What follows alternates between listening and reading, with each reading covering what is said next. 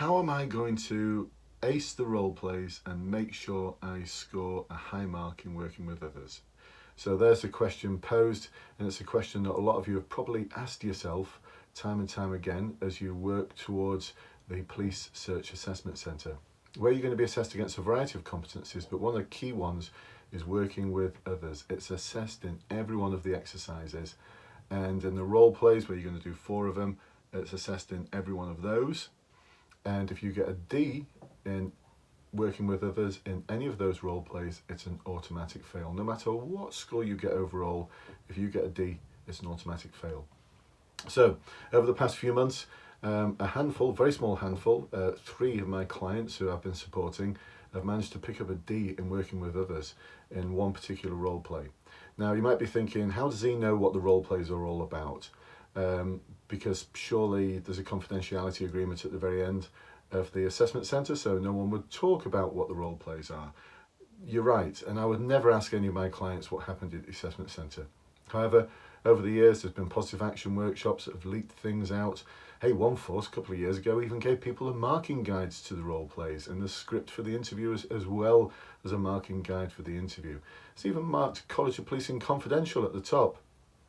So all of these little tricks go on, and I scan the horizon in terms of what goes on in the forums, and every now and then someone will post something about what's happened at the role plays. They shouldn't do, but if they're putting it out in the public domain, I will collect all of that data and I'll triangulate it. So I'm pretty sure that one of the role plays is where you are faced with the owner of a play centre, a creche, and they're complaining about an autistic boy, autistic young man who's staring inside the window of the creche, upsetting the parents. Now, this role play is going to try and require you to move them on and say things like, people like that shouldn't be welcome at the Westshire Centre. I don't see why people like that should be here. I want you to move him on. Now, we've got a dilemma now, haven't we? Because if we move this individual on, then if the role player is being discriminatory, let's have a think about it. They want this person moving on because of his autism. They want him moving on because he has a protected characteristic, a disability, and because of that disability, they want them moving on. Yeah, that's discrimination. You're right, it is discrimination. So if you're treating someone differently because of one of their protected characteristics, this is discrimination. So the wrong thing to do would be to absolutely agree and say, I'll move them on. Imagine if we switched things around a little bit and it was a black person who was staring inside. And by the way, they're staring inside looking at a model train.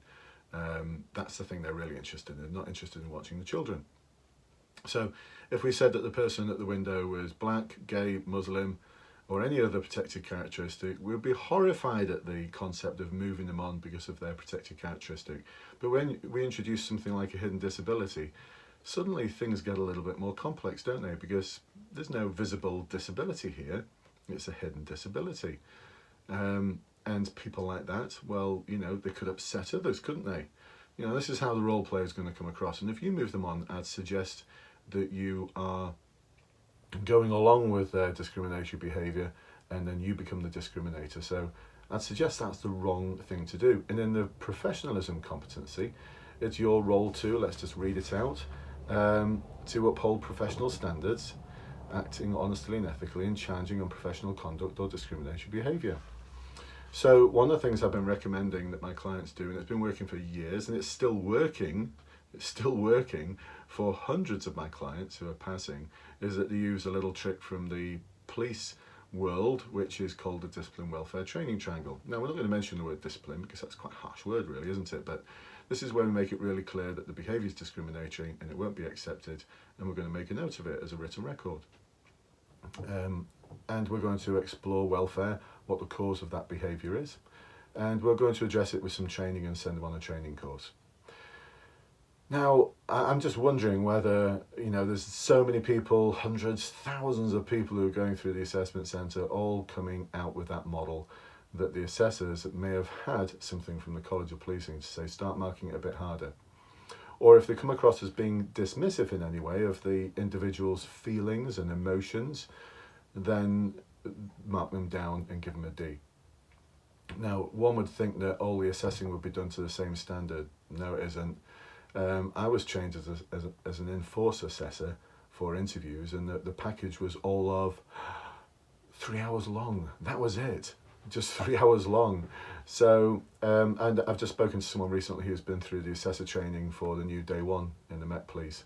And they described it as being a bit shambolic. There's an opportunity for them to give feedback. Some of the trainers were good, some of them were appalling. And how they weren't really quite sure what they were going to be asked to do. So, you know, don't think that all the assessing is going to be done to the same standard, because it's not. So you could come across an assessor who's marking really, really hard. So we need to find a way to make sure that we're not coming across as dismissive, that we're still hitting the professionalism competency, and we're nailing it in terms of openness to change, and particularly working with others. So in working with others, we need to, just to review the competency, we need to demonstrate that working cooperatively with others to get things done, that we're willingly giving help and support, we're approachable, and we develop positive relationships. We persuade people by stressing the benefits of a particular approach. We demonstrate empathy and compassion. We address their specific needs and concerns, and we treat people with respect and dignity. So the discipline welfare training triangle will allow you to do that. But I guess it's how you come across, and they might be marking a little bit harder there. So, what's the solution? Well, yesterday I did a lot of scribbling. There's the scribbling. And I came up with some ideas, some phrases to use, some things that you can introduce into the solution phase for the role play, which are going to completely nail it. And these aren't new ideas, by the way. If you're in the Facebook group, you've probably already seen and scratched your head at the YouTube video I posted just earlier, and it's of Atticus Finch from the film To Kill a Mockingbird. It's actually played by Gregory Peck, and when he's talking to his daughter Scout, he gives this amazing talk about compromise and about seeing the world from another person's perspective. So these aren't new ideas. I mean, Barack Obama has quoted Atticus Finch, and that being inside someone else's skin and walking, you know, you've heard the phrase walking a mile in another person's shoes. So only then can you really understand what someone else's world is like. So we're going to use that as a basis for coming up with an outstanding solution which will completely nail it. You'll never be accused of being dismissive. So if you are one of my clients, nip over to the Client Only Facebook support group. You can become one of my clients by the very minimum, option 1 of the online course, or joining one of my seminars, or one-to-one coaching. Anyway, all the links are below, which will take you to the web page. Once you join one of my online courses, you'll then be invited to this rather exclusive client only group. It's got almost 2,000 people in it now. And bearing in mind that most people, once they've completed the process, then leave. That's a stunning number, isn't it? Almost 2,000 people. If you want to join the more open Facebook group, where there's, you know, over the past week, I think there's something like 260 posts, just stunning. Thousands of comments, according to Facebook, thousands of comments, and over 7,000 people who are active. That means they were active in that week in the group. Almost 8,500 people in that group now. So if you want to join that group, the link is below. And I'd love to see you there. Just click on the link, answer the question as to why you want to join the group. Just say, I've just watched one of your videos, Brendan, on YouTube or on Facebook, and I'd like to join the group. And if you are already in the group, then you're pondering how you're going to approach it, jump over to the Client Only group, and there'll be a video coming straight after this one, which will explain my cunning plan. And this cunning plan will completely nail it. I'm quite sure it will. I know it will, because I've been introducing it in my seminars, and clients from the seminars have been going to the assessment centre, coming back and giving me very positive feedback. They're getting high marks. Brilliant stuff. So I hope to see you there, and I shall speak to you soon. Bye bye for now.